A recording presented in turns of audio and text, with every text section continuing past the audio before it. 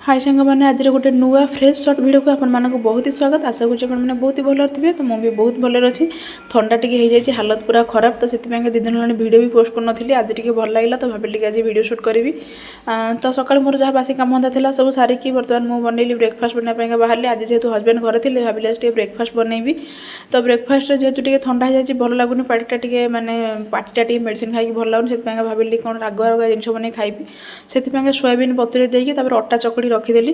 तो सोयाबीन बड़ी आ बंधाकोबी आलूर गोटे कषा करी भाविली। तो ये कषा भी करदेली देखो केते टेस्टी टेस्टी पूरा देखा जाउछि।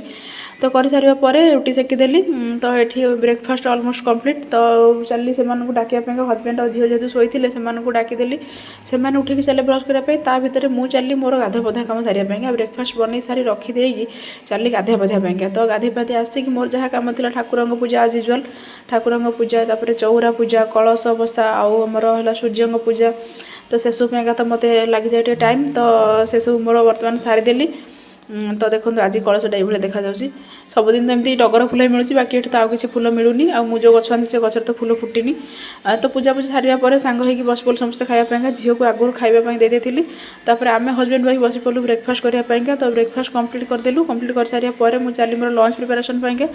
तो लंच रे जहाँ बनवा कथा बनवाई आज भाविली रिल्स करी बहुत दिन रिल्स कर स्वामी के सब बहुत जमा पसंद नुह पूरा मन मन जबरदस्ती बस रेडी करैली। रेडी करैकी चल दिटा रिल्स करदे।